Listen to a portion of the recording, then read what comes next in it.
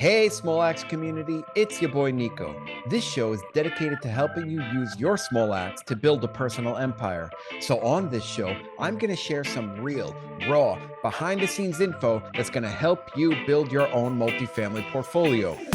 So, if you enjoy this show, I would love it if you can share it with somebody that you think could get value from it and write a review. It's the only way that we can grow this thing. Now, let's get to work. Let's jump into this episode and start sharpening those axes.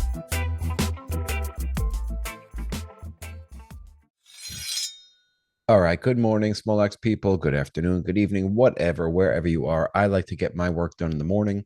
Sometimes I listen to my podcast and other people's podcasts when I'm on like walking with my dog in the morning, or sometimes even riding my bike to work if I'm working on this at the surf camp. And hopefully you guys get to listen as well. So make sure that you're listening, whatever time of the day it is. Make sure you're listening to podcasts, educating yourself, growing your mind, expanding your horizons, your thought process, your education, making sure that you are in this game. So today I want to talk a little bit about what I am seeing as an operator in the market today. So as I'm recording, this is August 15th, 2024. Prime leasing season, right, is typically the beginning of summer, and we have not seen that uptick in leasing in our portfolio of 70 units down in Florida. It is still slow. Leasing is difficult. So back in the day when maybe 2 years ago, 2.5, 3 years ago, a unit would sit vacant for a few days to 2 weeks, depending on whether or not you had it ready and whether or not you were preemptively advertising and marketing that unit. So let's say I had a unit, somebody vacated right away. We can clean it and get it rent ready within a few days. We would have that thing leased up in 2 weeks from that point. However, on the flip side, if we had a like somebody non-renew and they gave us 30 or 60-day notice, and we knew that we could preemptively pre-lease that, and then we could have somebody move in within a few days. However, in today's environment, things are a little different. We're seeing things sit on the market for 30, 45, 60 days. Okay. If you are pushing quote unquote market rents, you're going to have to be sitting vacant for longer. So what that means is when you're underwriting your deals, when you're looking at a deal to underwrite, one of the things that you need to highly consider is a higher vacancy rate. So if you have something sitting vacant for 30, 45 days, that is really going to highly impact your income. For example, if you're getting $1,300 in rent for that, you're missing out on essentially 2 months rent. That's $2,600 for the year. That is a giant, big amount of money that you need to consider. And that's just one unit. Let's say you have 30 units and 5 of them are vacant. Now you're in big trouble. That is $6,000, $7,000, $8,000 a month that you could be missing, right? So make sure that you are accounting for this in your underwriting.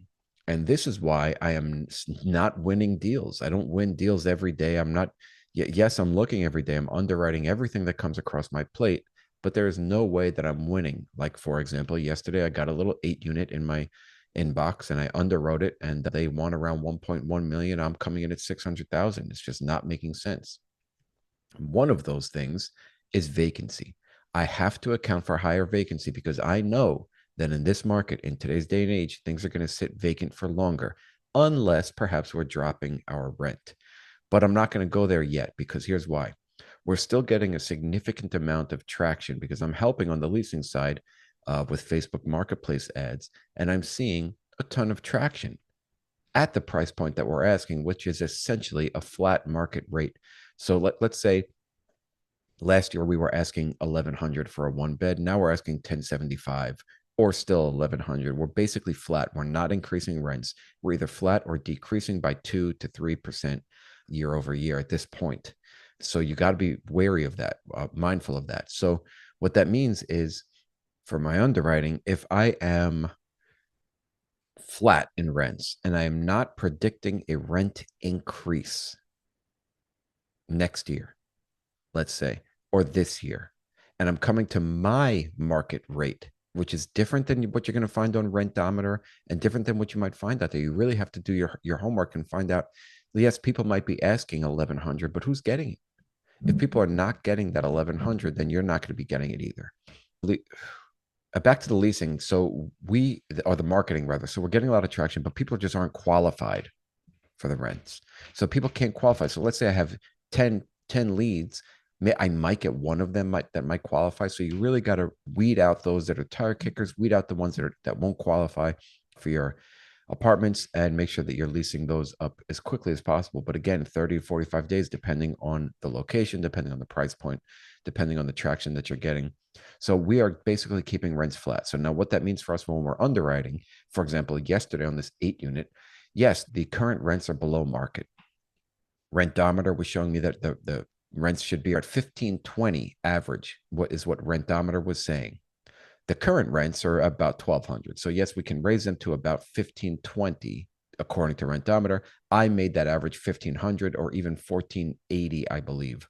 This already diminishes my competitive advantage. There is no competitive advantage unless I'm getting those market rents tomorrow, which is impossible. What I do is I punch into my deal analyzer that I'm going to be getting $1,500 average rents for year one. However, I then input a large amount of loss to lease to only increase the rents, maybe $50 a year, 50 to maximum $100 a year from today's rental rate. So if they're at 1250 today, I'm going to go to 1300 by the end of year one. So yes, I'm inputting on the top of my spreadsheet an average rent of 1500. However, that is going to be burned off. I'm going to burn off the loss to lease. So I have a 10 or 12% loss to lease that gets burned off and burned down to maybe 2 or 1 by year four. Okay. So that's how you have to underwrite today. And again, and then I kept year two flat. I put a zero rent increase for year two because that is realistic. And if people are underwriting differently, they're going to be in trouble. I guarantee it, because the market that I'm in, Tampa, it was traditionally, historically, an appreciation market, not a cash flow market. Okay. So if you're trying to underwrite to get an 8% return, and you're going to have to push those rents, you're going to have to quote unquote pretend that your pro forma is going to hit those 1520 at the end of year one. You're never going to do that. That is impossible. There's no possible way that you could remove all tenants, install brand new tenants within a month, right? And then have 100% leased at 1500 average rent. It's just impossible. Can you burn it off over a few years? Maybe. But if, let's say, 8 units are sitting vacant, and you're going to be sitting vacant for 60, maybe even 90 days, there's no possible way you're going to make up that difference to have an average rent for the year of 1500. It is impossible. You have to burn off that loss to lease. So this is why I'm not competitive. However, brokers are going to present the deal as if you can get that 1500 average lease rent day one tomorrow and start collecting all of that. That is impossible and unrealistic. So you need to know your shit. Okay. Sorry, had to say it. Now, if we were to look at a price per door value, things are definitely making sense today. But you have to make sure that you understand that this market is just going to be flat for a while. For example, price per door in C-class properties 2.5 years ago, 3 years ago, was 150,000 a door, around that, to 180, 190 a door, even depending on the location, depending on the property, obviously. But a C-class property was going for that. They were selling for that. The first property that I bought was 128 a door, which was, I thought, a deal at the time. This is just as interest rates started creeping up. We snagged it because there was buyers that pulled out of the market. 128.5 a door. The next opportunity was a year later, and we got it for 82.5 a door, C-class. This property is performing better than our 128 a door. Although that 10 unit that we bought, the second property, 82.5 a door, is all Section 8. And honestly, I had a little bit of bias about Section 8, only because my mom lived in Section 8 housing forever, and I know that how we and she treated the properties. I'm finding a completely different story down in Florida for this particular 10 unit. It has been incredible.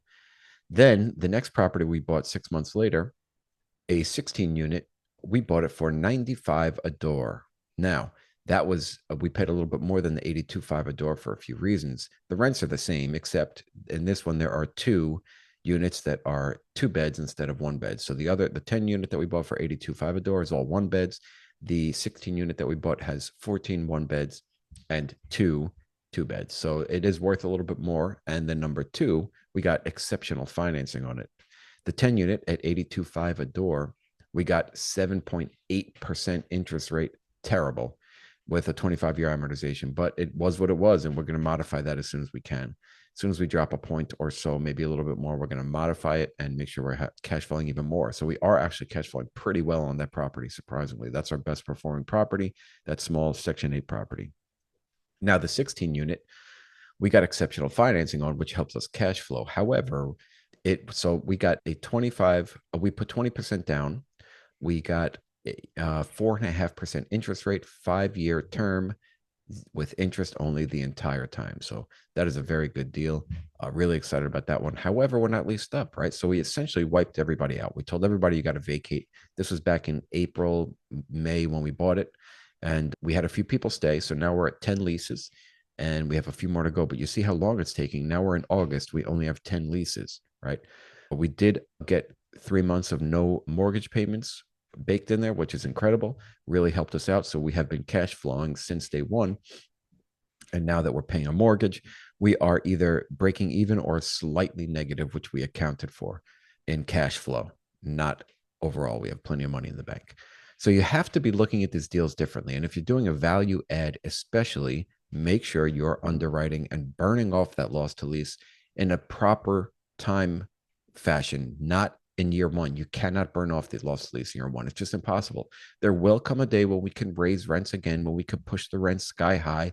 But that 16% year over year for 2 years is not happening today. So you have to be mindful of that. I saw somebody underwrite a deal recently in a nearby market, not in Tampa, and I'm not going to say who, who shared their underwriting with me and had a 5% year over year rent growth. What the is that? You can't do that. That is not, I would never invest with somebody who did that. I would really want to know what the heck they're thinking. That's just insane. So when you're underwriting deals, you got to be mindful of what is happening in today's market. Higher vacancy, sitting vacant for longer, number one. Rents are flat or declining. I spoke with another friend of mine who is in a very nearby market as well. He said rents have declined 2-3%. It is what it is, guys. Doesn't mean that this is doom and gloom forever, but you're not going to cash flow down there unless you're getting a very good price point. That's why I'm basically at half offering prices on a lot of these deals. Brokers don't love me for it, but obviously I'm still in the game and I'm obviously providing feedback, so they do enjoy the feedback. You got to also make sure that you're baking in some delinquency depending on the area. There is more delinquency. We're having a higher turnover costs for that from that C minus class property. We're having higher turnover costs because yes, people are leaving the properties. When they do leave, they leave them kind of messy, and turns cost more today than they did in the past. One key thing I missed in my initial underwriting of this 44 unit property was the air conditioning units crapping out. We had a game plan. Our business plan was to repair or replace air conditioning units as they crapped out, and it has been working fine. However, now we're coming upon more 2.5 years later or 2 years later rather, that are crapping out faster than we anticipated. So what we did was we initiated what's called a maintenance plan for all of our ACs, and this is really helping us out. Just some little tips. So what I'm seeing in the market, again, to recap: higher vacancy rates, not being able to raise rent of units sitting vacant for longer, higher delinquencies, higher expenses. Everybody points out insurance as the highest expense, which it is a pretty terrible expense. Here's another example.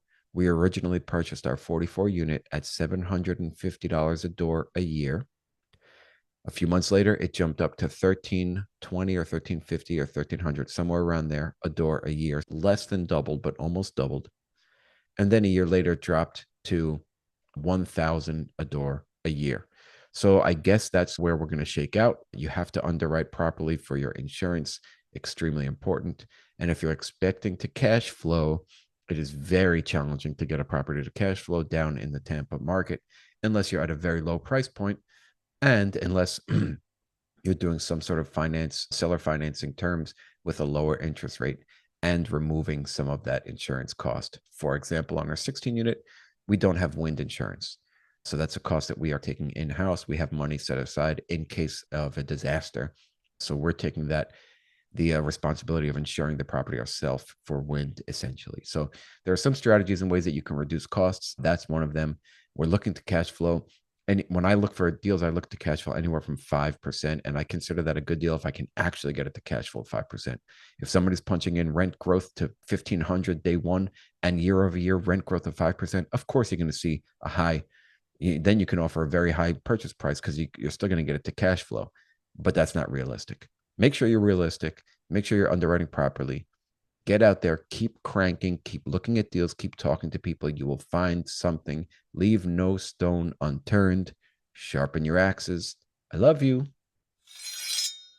All right, and that's a wrap, Small Axe community. So I wanted to take a minute to say thank you so much for listening to the show. And if you liked it or got any value from it, it would really mean the world to me if you would share it with someone else and write a review. Remember, guys, keep sharpening those axes. Let's get out there. Let's crush it. Love you guys.